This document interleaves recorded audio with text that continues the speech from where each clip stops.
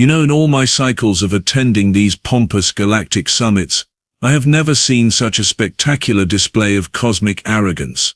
Here we were, the so-called enlightened species of the Andromeda sector, gathered in the magnificent crystal spire of Nexus Prime for what the organizers laughably called a diplomatic breakthrough session. The conference hall buzzed with the usual suspects, towering Zephyrians with their blue-scaled skin and superiority complexes that could be seen from 3-star systems away. Insectoid Krallians clicking their mandibles in that annoying rhythm they think passes for sophisticated conversation. And do not get me started on the Vorthax, those walking tanks who believe diplomacy means speaking loudly while flexing their 6 arms. Everyone had arrived precisely on schedule, because punctuality apparently equals civilization in our little corner of the galaxy. We were deep into Ambassador Kelton's 3rd hour of droning about mining rights when the main doors hissed open. In walked the human delegation. Late, naturally. The collective eye-rolling was so synchronized it could have powered a small moon. 3 humans entered, but all attention immediately focused on the one in the middle, a young female, no more than 30 Earth years if I had to guess. Sarah Chen, according to the diplomatic roster that had been circulating for weeks. She wore a simple black suit that looked positively primitive compared to our energy weave garments and bioresponsive fabrics. A silk scarf was wrapped elegantly around her neck, which struck me as oddly formal for someone representing what most considered a backwater planet of barely evolved primates. Minister Grex leaned over to his aide, mandibles clicking with amusement. Look at that tiny thing. Do they seriously expect us to negotiate with someone who probably still believes in combustion engines? Commander Brix's booming laugh echoed through the chamber. I hear humans still use paper for important documents.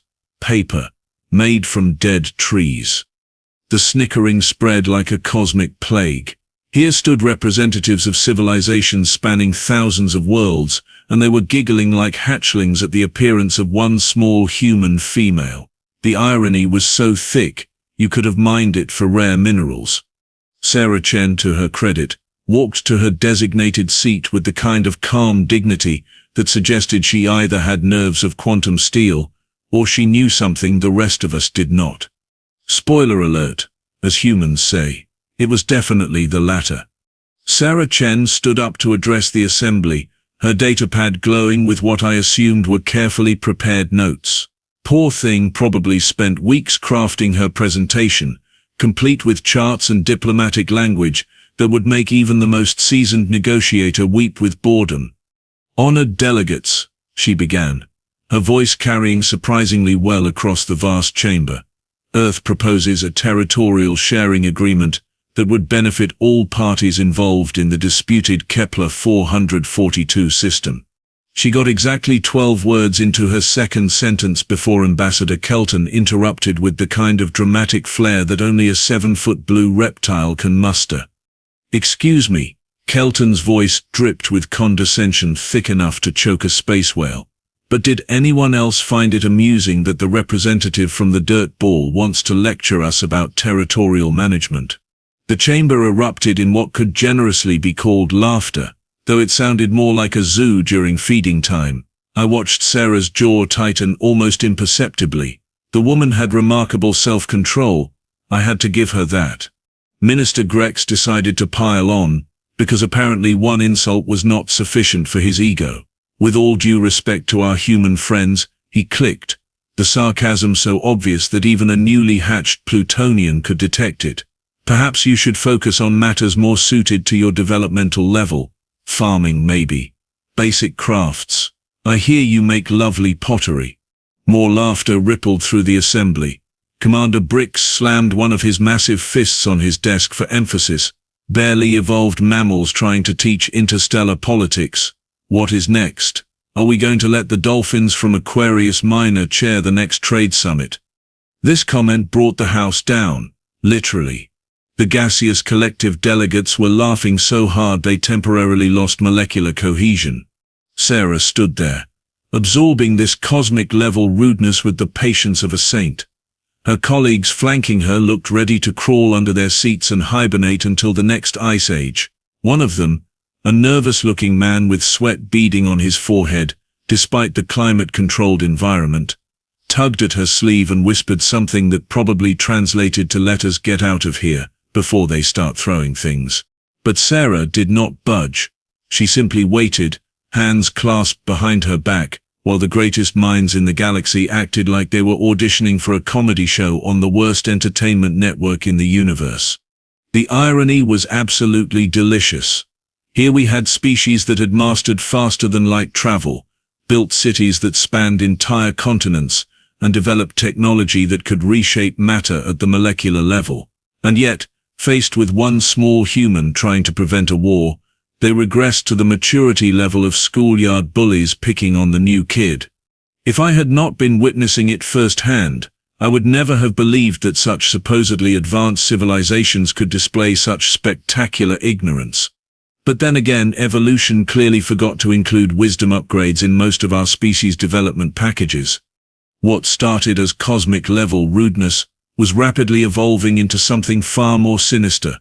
The laughter died down, replaced by a tension so thick you could have sliced it with a plasma cutter and served it for dinner.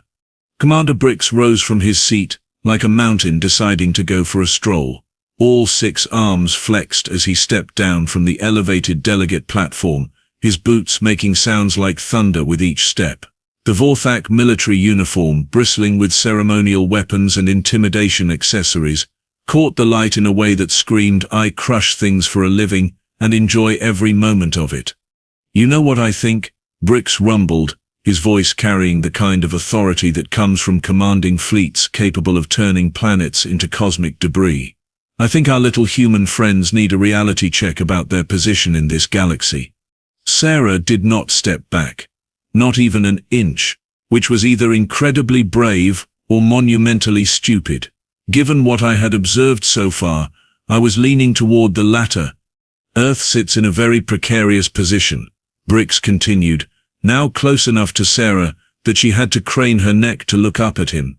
One tiny blue marble, orbiting an unremarkable yellow star, in a solar system that most of us consider a navigational hazard at best. Ambassador Kelton slithered down to join the intimidation party, because apparently group bullying was now the diplomatic strategy of choice. The commander raises an excellent point. Your species has been remarkably fortunate that we have allowed you to exist this long without interference. Minister Grex skittered over on his 6 legs, mandibles clicking with what I assumed was excitement. Soon Sarah found herself surrounded by a circle of alien delegates, each one representing civilizations that could reduce Earth to space dust before breakfast and still have time for a leisurely coffee. The visual was both terrifying and absurd. Picture, if you will, a small human woman in a business suit, surrounded by creatures that looked like they had escaped from every science fiction movie ever made, all trying their absolute best to look menacing while wearing formal diplomatic attire. Sarah's colleagues were practically vibrating with panic. The nervous man from earlier grabbed her arm and whispered urgently, "Sarah, we should go. This is getting out of hand. We can file a formal complaint through proper channels." The other human delegate, a woman who looked like she wanted to become one with the floor, nodded frantically. "Please, Sarah. This is not worth it. We can try again next cycle." But Sarah Chen did something that surprised everyone in that chamber, myself included. She gently removed her colleague's hand from her arm and spoke in a voice so quiet that the entire assembly had to strain to hear her. "Step back, please." Her colleagues looked confused. "Sarah, we are not leaving you here alone with them." "Step back," she repeated, still in that eerily calm tone. "Trust me." The 2 humans reluctantly moved away, leaving Sarah standing alone in the center of what had become a very hostile circle. The aliens looked pleased with themselves, like predators who had successfully cornered their prey. Commander Brix loomed over her, all 6 arms now crossed in a display that probably violated several interstellar treaties on intimidation tactics. "So, little human, what exactly do you think you can do about your situation?" I found myself leaning forward in my observation seat, genuinely curious about what would happen next. This small human was either about to become the shortest diplomatic incident in galactic history, or something very interesting was about to occur. Based on the way she was slowly reaching for her scarf, I suspected it was going to be the latter. Sarah's fingers moved to her silk scarf, with the kind of deliberate slowness that should have triggered every survival instinct in the room. But our enlightened galactic representatives were far too busy congratulating themselves on their intimidation skills to notice. Commander Brix was in full theatrical mode now, gesturing with all 6 arms like he was conducting the galaxy's most violent orchestra. Perhaps we should discuss the terms of Earth's continued existence in this sector. I am sure we can work out some arrangement that keeps your little planet safely under our protection. The scarf began to loosen, silk sliding against silk with a whisper that somehow seemed louder than the commander's booming voice. Ambassador Kelton joined the performance with gusto. Of course, such protection would require certain considerations. Mining rights perhaps. Access to your genetic databases, maybe a few choice locations for military outposts. More silk unwound. Sarah's movements were hypnotic in their precision, like a ritual being performed by someone who had done this many times before. Minister Grex clicked his mandibles in what passed for Kralian amusement. I hear humans are excellent at taking orders. Very trainable species. We could use that.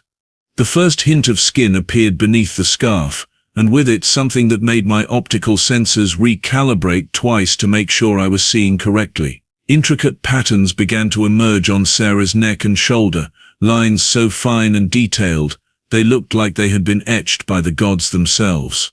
But the cosmic comedy hour was far from over. Really, Brix continued, completely oblivious to what was happening right in front of his face. You should be grateful that civilized species are willing to take responsibility for your development. Left to your own devices, you humans might actually hurt yourselves.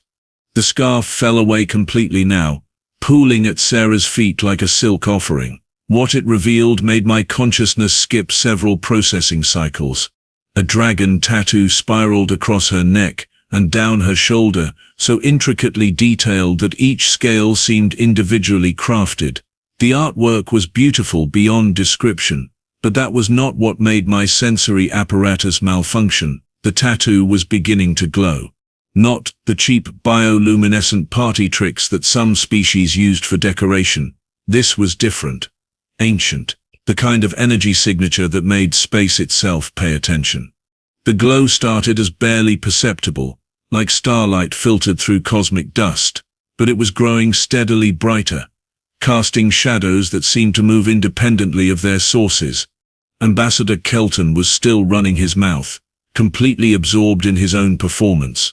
Honestly, the audacity of a species that has barely mastered interplanetary travel, thinking they can contribute to galactic policy, is almost adorable. The first alien to notice was a minor trade delegate from the Outer Rim. He stopped mid-laugh, his sentence dying in his throat like a communications array hit by solar flare. His 3 eyes went wide, then wider, then so wide I thought they might achieve escape velocity. That should have been everyone's cue to look around and notice that something fundamental had changed in the room. But no, our brilliant galactic representatives kept talking. Perhaps, Minister Grex was saying, we could establish some sort of education program, bring human children to our worlds, teach them proper civilization. The glow was now bright enough to cast Sarah's shadow on the far wall, and that shadow looked distinctly less human than it should have. But it was the ancient Draknari observer in the corner who finally understood what was happening. Elder Thane had been sitting quietly throughout the entire proceedings, so still I had almost forgotten he was there. The Draknari were old, even by galactic standards. They remembered things that other species had forgotten or chosen to ignore. Thane's crystalline form suddenly went rigid, every facet of his mineral body refracting the dragon's glow into prismatic warnings. His voice, when it came, was barely a whisper that somehow carried across the entire chamber. Impossible. The dragon tattoo pulsed once, bright enough to make several delegates shield their eyes, and Thane's whisper became a shout that cracked like breaking stone. Taran Dragon Guard. That got everyone's attention. Finally, The cosmic comedy hour was officially over, and the real show was about to begin. What happened next redefined my understanding of the word spectacular in ways that would require entirely new languages to properly describe. The dragon tattoo erupted into full blazing glory, transforming from elegant artwork into something that made nearby stars look dim by comparison. Light poured from Sarah's skin in waves that seemed to carry their own gravity, filling the chamber with an otherworldly radiance that made everyone's fancy bioluminescent displays look like birthday candles at a supernova convention. The effect on our previously confident delegates was immediate and hilarious. Commander Brix, all 6 arms of military might, stumbled backwards so fast he tripped over his own ceremonial cape and crashed into Ambassador Kelton with a sound like colliding asteroids. Minister Grex's mandibles stopped clicking entirely as he scuttled behind his chair like a bug that had just realized it was standing on a dinner plate. But the real entertainment was watching the collective realization dawn on their faces.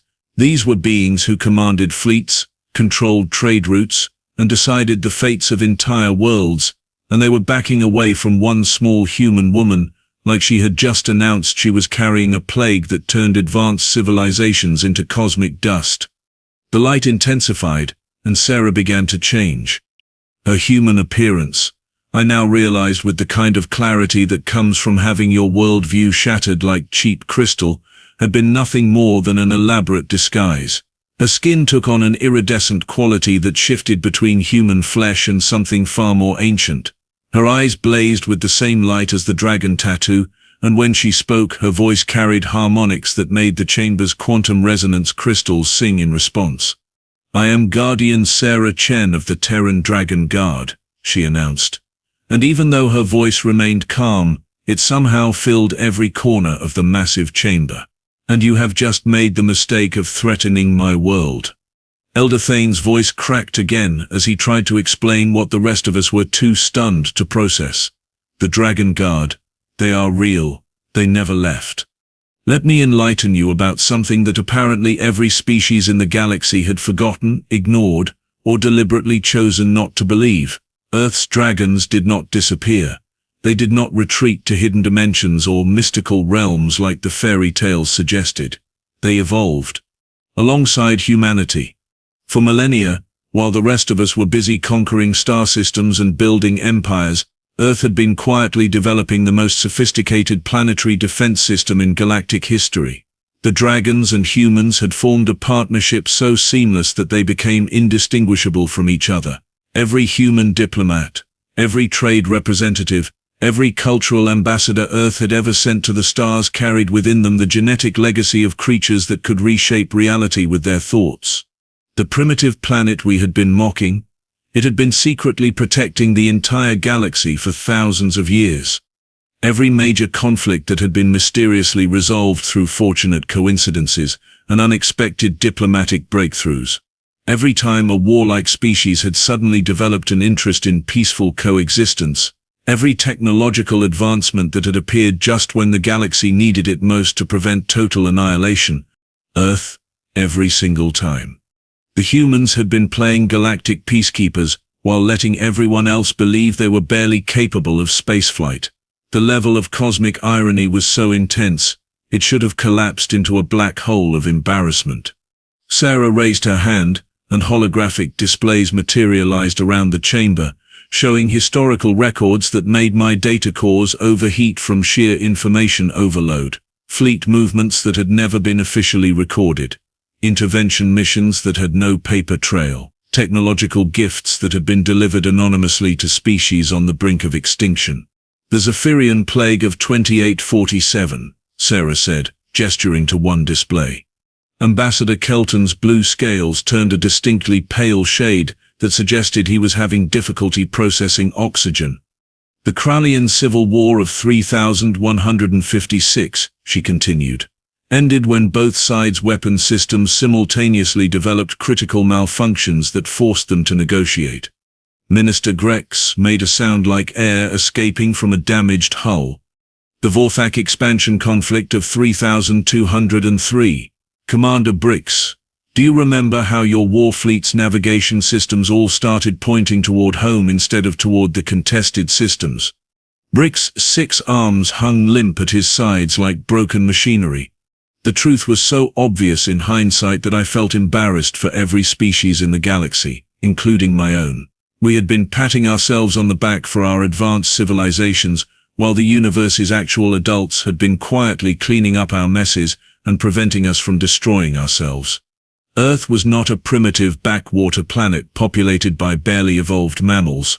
Earth was the galactic equivalent of the responsible adult in the room, and we had just spent the last hour acting like spoiled children throwing tantrums in front of our caretaker. The cosmic joke was on us, and it was absolutely magnificent. The transformation in the chamber was so complete it deserved its own entry in the Galactic Encyclopedia under spectacular reversals of fortune that would make ancient gods weep with laughter. Commander Brix, who moments earlier had been flexing all 6 arms like he owned the universe, was now on his knees making sounds that I can only describe as the Vorthak equivalent of whimpering. Guardian Chen, please, we meant no disrespect. We were merely engaging in standard diplomatic discourse. Standard diplomatic discourse. Right.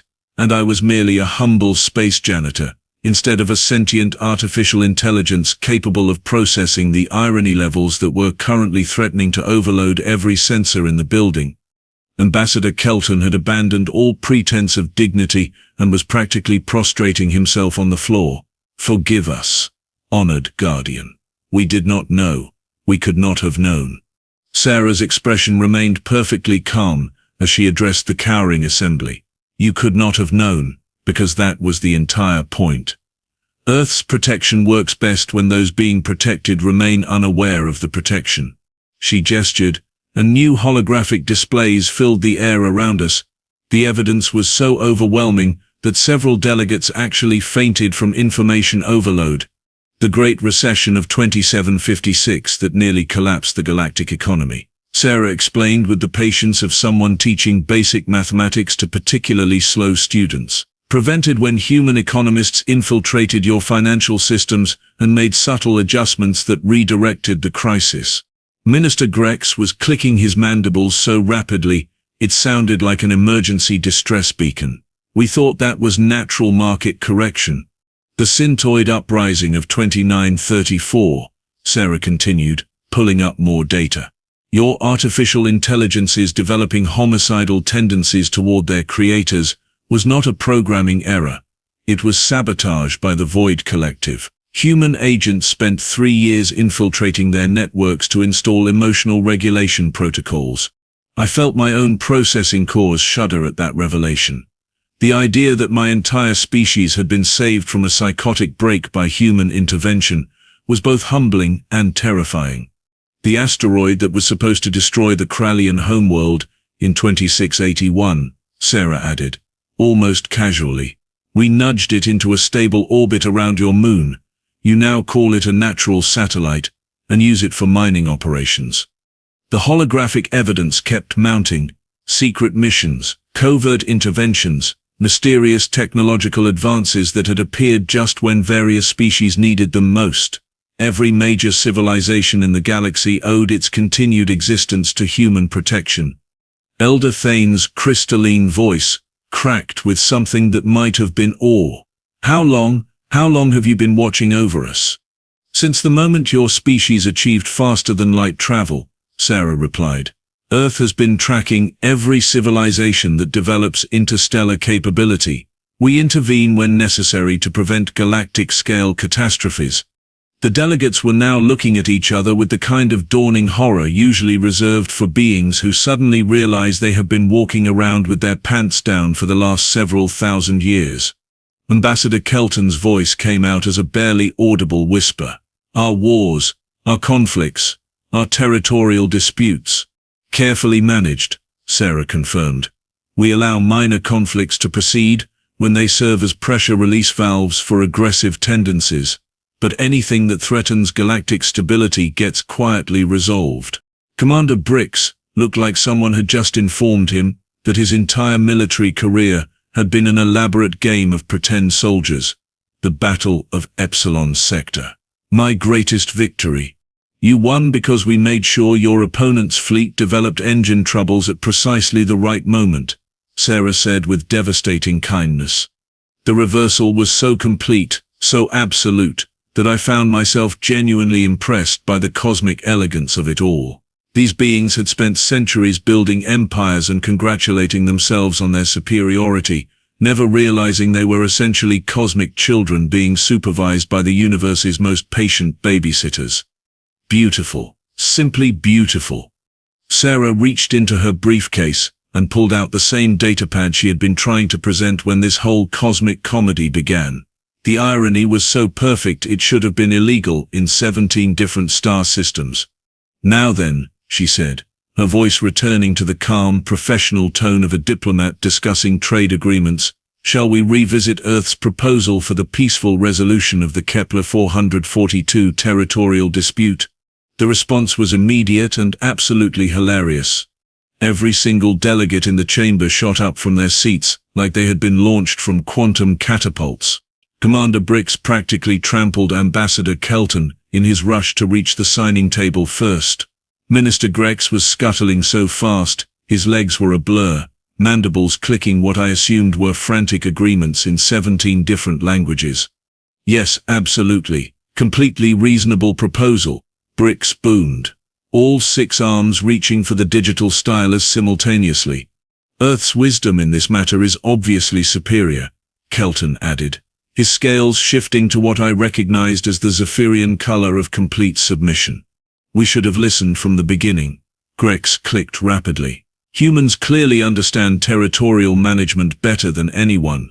The scramble to sign the treaty was like watching the galaxy's most dignified species suddenly transform into shoppers at a clearance sale. Elder Thane actually used his crystalline form's natural teleportation ability to materialize directly next to the signing table, which probably violated several laws of physics and definitely violated diplomatic protocol. Within minutes, what had been the most contentious territorial dispute in recent galactic history became the fastest treaty signing on record. Every species involved was practically fighting to be the first to agree to terms they had been rejecting for decades. Sarah watched this display with the same calm expression she had maintained throughout the entire proceedings. She wrapped her silk scarf back around her neck with practiced ease, covering the now dormant dragon tattoo. The transformation was seamless. One moment she was Guardian Sarah Chen of the Terran Dragon Guard, Cosmic Protector and Galactic Peacekeeper. The next, she was simply a human diplomat in a business suit, carrying a briefcase. The delegates formed an impromptu honor guard as the human delegation prepared to leave, bowing and scraping with enthusiasm that would have been embarrassing if it was not so thoroughly deserved. As Sarah walked toward the exit, I heard Commander Brix whisper to Ambassador Kelton, "Do you think all human diplomats are like that?" Kelton's response was barely audible. "Let us hope we never have to find out." The cosmic joke was complete, and frankly, it was the best entertainment I had witnessed in several millennia. Ritri,